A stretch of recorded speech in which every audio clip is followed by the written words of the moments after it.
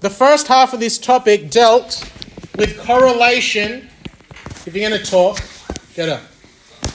The first half of this topic dealt with correlation between two numerical variables. The second half of this topic is going to talk about the frequency distribution of a single numerical variable. So in previous years, you may have considered the distribution as the shape of something on a graph. Whereabouts is there more data on this graph? On the low end or on the high end? Low end. There's more data on the low end. So in previous years, we called that positively skewed. Where is there more data in the middle one? Low end or high end of the data? High end. So that was called negatively skewed. This was all the same, so it was called a uniform distribution. What you need to know for this half of the topic is the following shape we used to call symmetrical. But the real name for it is a normal distribution or a bell-shaped curve. So if you're noting something down, just this part here. Get something that looks like this.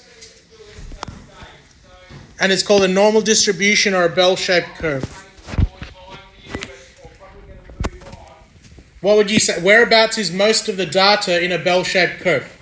On the edges? In the middle. What happens as you get further up high in the data? Less and less. What happens as you get further low down in the data? Less and less.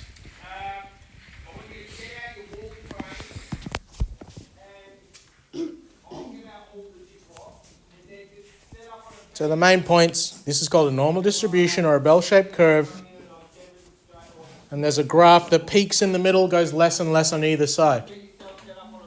Why is this important for us? Because normal distributions are very frequently observed in the real world. They happen when variables are the result of many different factors. Do you agree that there would be many different factors leading into the height of a 16-year-old boy? What would one of those be? Bio students. Genetics. What else?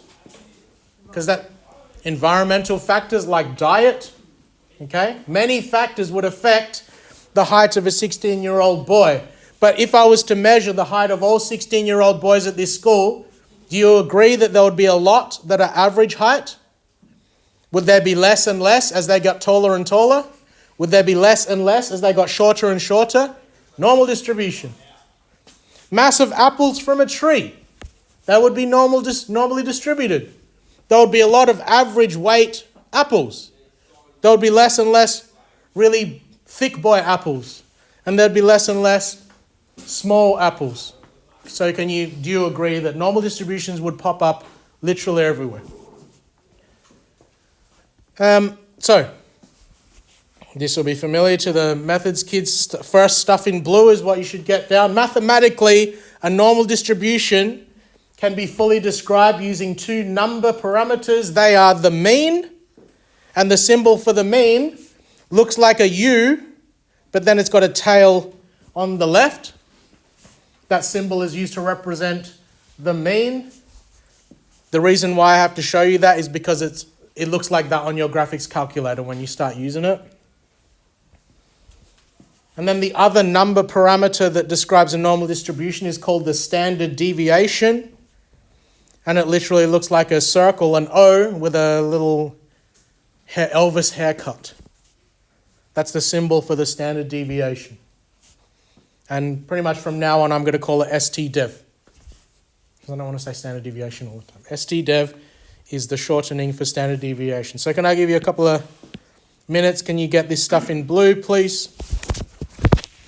If you have colored pens or pencils, can you please get them out? Because below, you can see the start of a very in-depth diagram. I want you to copy that as close as possible when we scroll down to it. As you can see, I want that on your cheat sheet. You Japanese, you don't need to write anything. Yeah? Just listen. You're only here for 1 week. Slide to us on YouTube. You should check it out. I sang a little song on the weekend. I do deadlifts and stuff. I don't hurt my back when I do deadlifts. I don't hurt my back when I do deadlifts. Is that how? Okay, something else? Okay, I'll stop roasting you.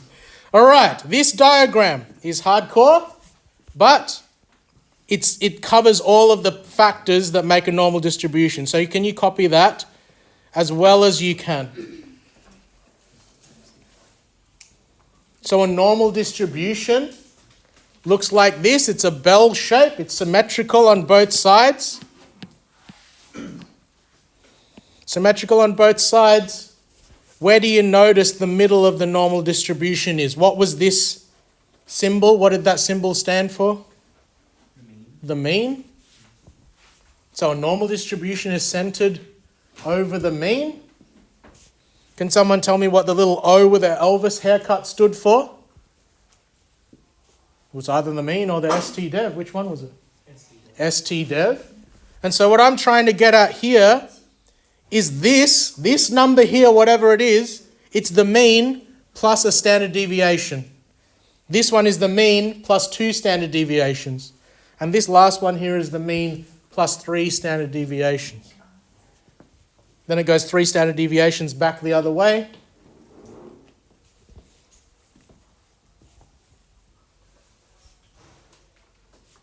You're just going to remember all of this?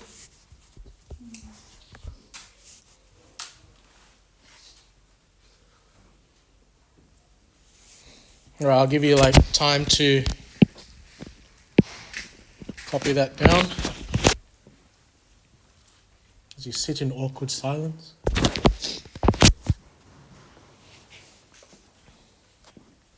Does everyone know what concave and convex means?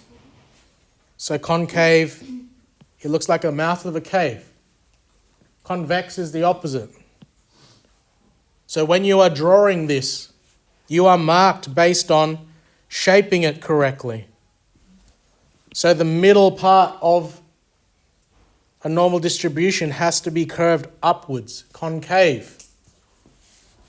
The edges need to be convex, so they need to curve downwards from halfway down to the edge.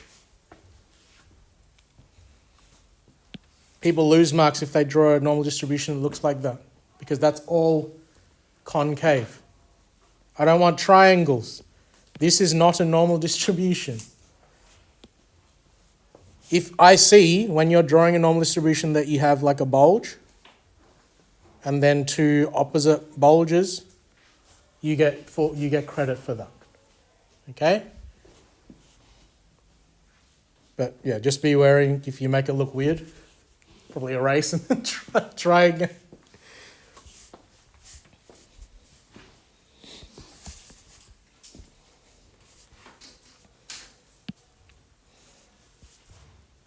Also get these percentages, please, because they're applicable to your practice questions today.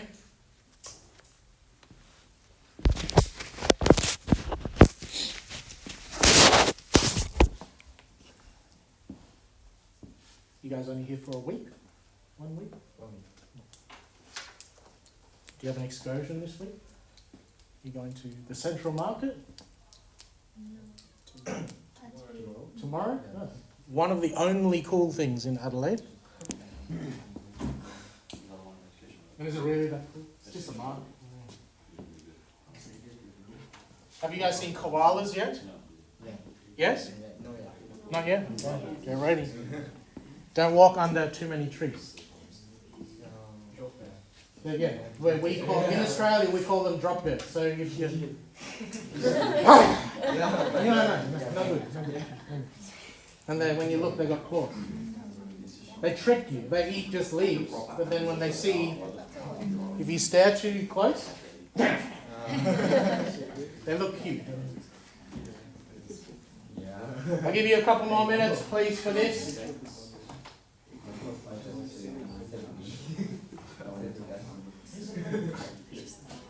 Does it bring back? As you add the percentages, they were like, what's like Question? 13.59, yes.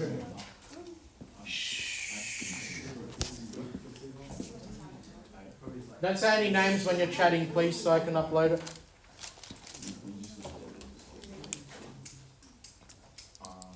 A couple more minutes and then I'll finish the lesson and then I'll upload it so you can practice. So in my lessons, I teaching, and then after, or renshu, practicing, they practice and then they can use it. Renshu.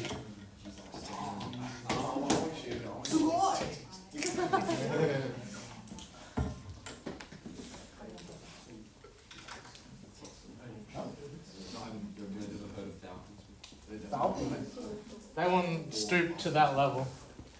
There's a reason why the Australian car industry doesn't exist anymore. All right, let's continue. Shh. If you need time to get this diagram later, I'll put it up there. So knowing that these properties of a normal distribution exist, it allows us to answer questions or draw them as long as we know the mean and standard deviation. So some of you might be wondering, what do these percentages mean? This whole curve represents like a bar graph. So you've got a bunch of data that lies underneath this. If the mean is in the middle of my data, what percentage of the data would lie above the mean? Good. So I don't need you to, but do you agree that 34.13, 13.59, 2.15, and this little tail of 0.13, if I added them all together, that would be 50% of the data would lie above the mean. 50% of the data would lie below the mean. So what we're saying here is, if I know this number, it's the mean take away standard deviation, and if I know this number, the mean, 34.13% of the data in this distribution lies between those two numbers. Those are the question types that you start off with. I think it's 5A, I don't remember exactly. So let's pretend I have a sample of peach cans taken from a warehouse. Why do we take a sample? Well, if I'm making peach cans, if I sample all of the cans that I make, do I have any left to sell to the people? No. So that's what quality control is. I get some, and then I check them to see if they're right. So they weighed the peach cans. The mean, the middle of it, was 486 grams. And there was a standard deviation of 6 grams in those cans. Yes, it's made in a factory, but is every peach can going to be exactly 486 grams? No, there's going to be variation. And like we said here with a normal distribution, are most of the cans going to be the average? Close to 486? Are there going to be less and less really heavy ones? There's going to be less and less really light ones? That's the point of this. So what percentage of the cans are between 480 grams, 486 grams? We're going to work that out. And also, what percentage of cans are more than 492? Can I ask you, can you get this question down, please? And then I'll demonstrate how to answer it and the working out that you should show in your exam and your test. As you can see in red, these solutions are how you need to answer normal distribution questions with symbols and sentence form. So get the question down, please.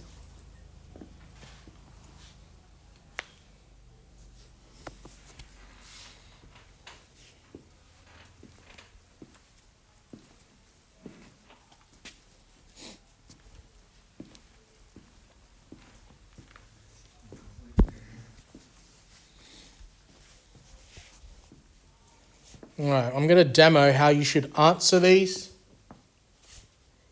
I've said here in the pen, it's always useful to do a quick sketch of the normal curve to visualize what they're asking you. You don't need to do that. You just need to answer the question. But I'm going to help you visualize it by drawing this normal distribution here. So according to this question, the sample of peach cans was normally distributed. Where's the middle going to be? Which number up here represents the middle of the curve? 186. 186 or 486? 486. So in your little visualization, 486 is in the middle. What does it say the standard deviation is? 6. So this dotted line here, that's not going to be 486 anymore. That's one standard deviation more than 486. So what would that be? 400 and what? 492. So finish off the numbers here. What's the next one up going to be? 492 plus 6? 498. 498. And the last one, 3 standard deviations away? 504. 504. Let's go back the other way. This one is 1 standard deviation less. The standard deviation was 6. So 486 take 6 would be? 480. Next one to the left. And the last one? 468. Yes or no? Yeah. So this is to help you with the thinking. You don't need to draw that diagram, but it helps us answer this question. Because the question is, what percentage of cans are between 480 grams and 486? So what am I actually caring about? I care about this.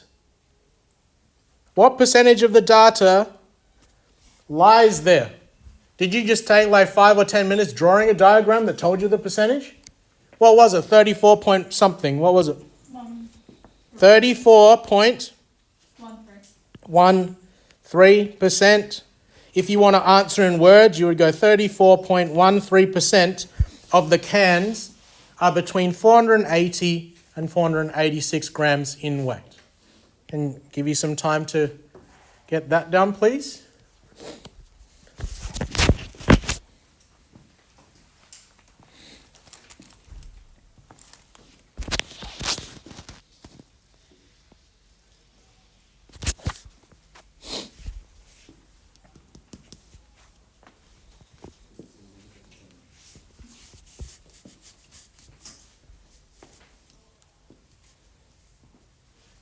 All right, the last question, B, was what percentage of the cans are more than 492?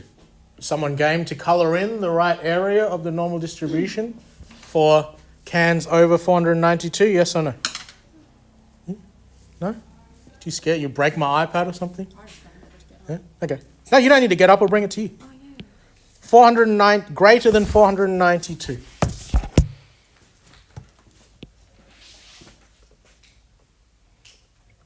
Yep.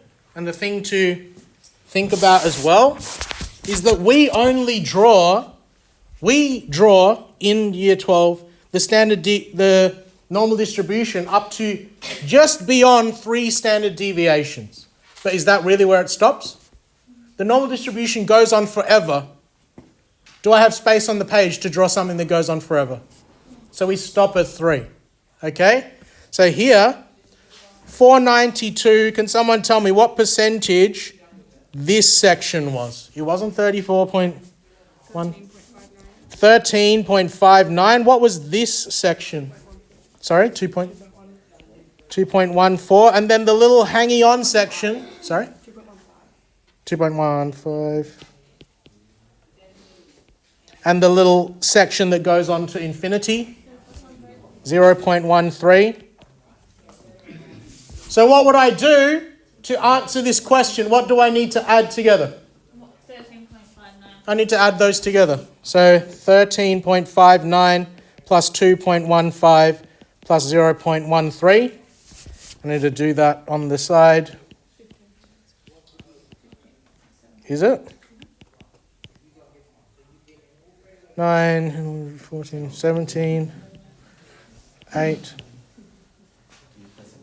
15.87?